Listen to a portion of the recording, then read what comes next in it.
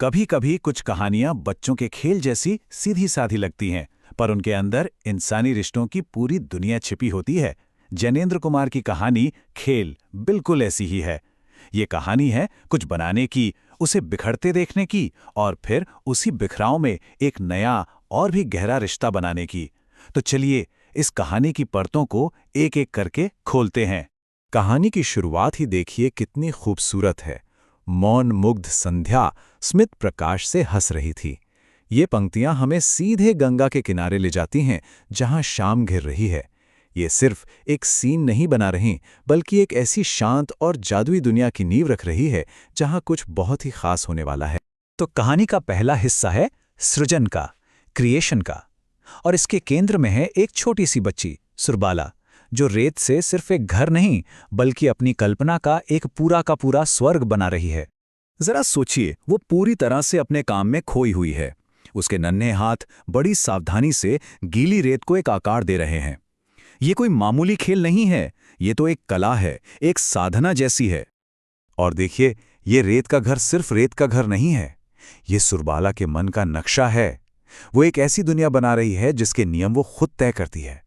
मनोहर कहाँ बैठेगा, उसे अंदर आने के लिए क्या करना होगा, यहां तक कि उसकी हिफाजत की जिम्मेदारी भी वो अपने ऊपर ले रही है। ये सृजन असल में उनके रिश्ते की एक झलक है। और फिर वो पल आता है जब उसका मास्टरपीस पूरा होता है। उसकी आंखों में एक बनाने वाले का, एक क्रिएटर का गर्व है। और वो छोटी सी टहनी से बनी चिमनी, उस चिमनी को लगाकर उसे ऐसा लगता है मानो उसने दुनिया की सबसे परफेक्ट चीज बना दी है। लेकिन एक मिनट, जहां एक तरफ ये पूरी दुनिया बन रही थी, वहीं कहानी का दूसरा किरदार मनोहर, वो कहाँ था? मनोहर तो बस पानी से खेल रहा था, अपनी ही धुन में। उसे इस बात की खबर तक नहीं थी कि कुछ ही कदम दूर उसके लिए एक पूरी कायनात बनाई जा रही थी। यहीं हमें दोनों बच्चों की दुनियाओं के बीच का फासला साफ दिखता है। और बस यहीं कहानी अचानक एक बहुत ही तेज और नाटकीय मोड़ लेती है। सृजन का शांत दौर अब खत्म होता है और विनाश का एक झटकेदार पल सामने आता है। मनोहर आता है, वो सुरबाला को अपनी बनाई दुनिया में पूरी तरह खोया हुआ देखता है और फिर बिना एक पल सोचे एक ही लात में सब कुछ बिखेर देता है। और उसके बाद वो जो चिल्लाता है ना, सुर्रो रानी, उसमें एक जीत का भाव है, एक क्रूर मजाक है। उसे इस बात का जरा भी अंदाजा नहीं है कि उसने सिर्फ रेत नहीं तोड़ी है, उसने एक सपना, एक छोटा सा स्वर्ग तोड़ दिया है। सुरबाला के लिए तो ये एक सदमे जैसा था।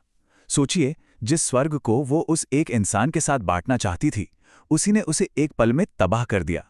वो रेत का ढेर अब सिर्फ रेत नहीं था, वो एक गहरे धोखे और खालीपन का निशान बन गया था। अब आता है कहानी का वो हिस्सा जहां विनाश के बाद एक गहरा सन्नाटा है, और उसी सन्नाटे में पछतावे का एहसास धीरे धीरे जन्म लेता है। यहां पर लेखक जैनेंद्र कुमार एक बहुत ही दिलचस्प काम करते हैं। वो कहानी को रोककर एक फिलोसॉफिकल आइडिया हमारे सामने रखते हैं, क्षणभंगुरता का। मतलब हर चीज पल भर के लिए है, टेम्परेरी है। जो रेत से बना था वो रेत में मिल गया, तो इसमें इतना दुख कैसा? लेकिन फिलॉसफी और हकीकत में बहुत बड़ा फर्क होता है ना? एक दार्शनिक के लिए ये सब क्षणिक हो सकता है, लेकिन सुरबाला के लिए तो उसकी पूरी दुनिया उजड़ गई थी। ये दिमाग की ठंडी सच्चाई और दिल के गर्म एहसास के बीच का टकराव है। और सुरबाला की यही खामोशी मनोहर की जीत के शोर पर एक हथौड़े की तरह पड़ती है। उसका सारा घमंड टूटकर चूर हो जाता है और उसे पहली बार अपने किए का असली वजन महसूस होता है। उसकी पहली कोशिश देखिए कितनी कच्ची है, थोड़ी अकड़, थोड़ा मजाक। वो अभी भी एक मुखौटा पहने हुए है, क्योंकि उसे समझ ही नहीं आ रहा कि अपनी गलती को माने तो माने कैसे। और फिर आता है वो पल, वो टर्निंग पॉइंट, जब उसकी सारी बनावट टूट जाती है और उसकी आवाज कांप जाती है। बस वही कांपती हुई आवाज, वही सच्ची भावना सुरबाला के दिल तक पहुंच जाती है। ये दिखावे से परे एक असली कनेक्शन का पल है। अब सारे मुखौटे उतर चुके हैं, वो पूरी तरह से टूट चुका है। वो सजा मांग रहा है, वो बस ये चाहता है कि ये भारी खामोशी किसी भी तरह टूट जाए। ये उसका सच्चा प्रायश्चित है। और अब हम पहुंचते हैं कहानी के आखिरी और सबसे खूबसूरत हिस्से में, सुलह में, रिकंसिलिएशन में, जहां एक टूटा हुआ रिश्ता एक नए और कहीं ज्यादा मजबूत तरीके से फिर से जुड़ता है। देखिए, सुरबाला सिर्फ उसे माफ नहीं कर देती, वो चीज़ों को अपने हाथ में लेती है।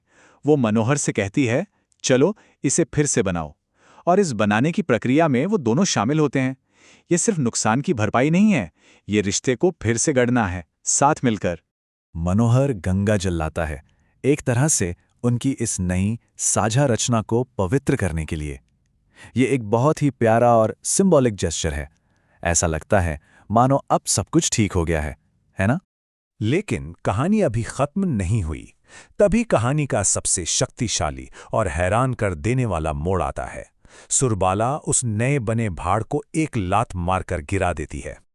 लेकिन रुकिए, ये विनाश पहले वाले जैसा नहीं है। ये बदला नहीं है, ये मुक्ति है। पहली बार जब भाड़ टूटा था तो मनोहर अकेला था और सुरबाला दर्द में थी। इस बार वे दोनों साथ हैं। इस साझा विनाश ने पुराने दर्द को हमेशा के लिए मिटा दिया और उसे एक जोरदार साझा हंसी में बदल दिया। उनका रिश्ता अब पहले से भी ज्यादा गहरा और मजबूत है। तो ये कहानी हमें इसी एक सवाल के साथ छोड़ जाती है। हमारे अपने रिश्तों में, हमारी जिंदगी में बनाने और बिगाड़ने के ये खेल तो हर रोज चलते रहते हैं। पर शायद असली जुड़ाव कुछ बनाने में नहीं, बल्कि टूटने के बाद उस बिखराव को साथ मिलकर हंसी में उड़ा देने में है।